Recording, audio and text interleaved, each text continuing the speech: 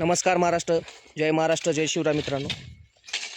तर आजचा व्हिडिओ बनवण्याचा मुद्दा असा आहे, तुम्हाला नवीन वर्षाच्या शुभेच्छा देण्यासाठी व्हिडिओ बनवत नाही आहे. तर व्हिडिओ बनवण्याचा मुद्दा असा आहे की 2026 कॅलेंडरप्रमाणे हे जे वर्ष संपलेलं आहे. तर आपलं कसं आहे महाराष्ट्रात, आणि आपण मराठी माणूस गुढीपाडव्यालाच आपलं नवीन वर्ष समजतो, तिथून आपल्या नवीन वर्षाची सुरुवात होते. पण कॅलेंडरप्रमाणे जे हे वर्ष बदललेलं आहे 2025, हे आपल्या महाराष्ट्रासाठी आणि जनतेसाठी खूप वाईट गेलेलं आहे. 2025 आपण म्हणू शकतो.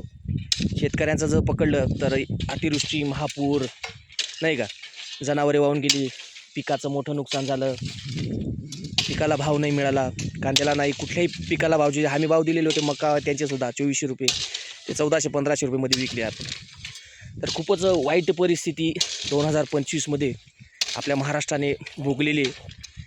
त्यातल्या त्यात महाराष्ट्रात अशा काही घटना घडल्या की म्हणजे अशा अगदी काळीच पिळून टाकणाऱ्या घटना. जसं महाराष्ट्रात मालेगावमध्ये लहान चिमुकल्यावर अत्याचार झाला, इकडं आमच्या सटाण्यामध्ये, खमताण्यामध्ये लहान मुलीवर अत्याचार झाला. तर खूपच म्हणजे कायदा सुव्यवस्था सगळं काही चक्काचूर झालं आहे त्याचा.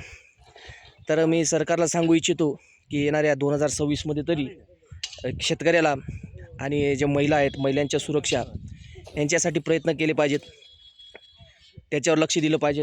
तर जेणेकरून 2026 तरी एक शेतकऱ्यांना आणि महिला असतील तर त्यांना चांगलं जायला पाहिजे, अशी माझी इच्छा आहे.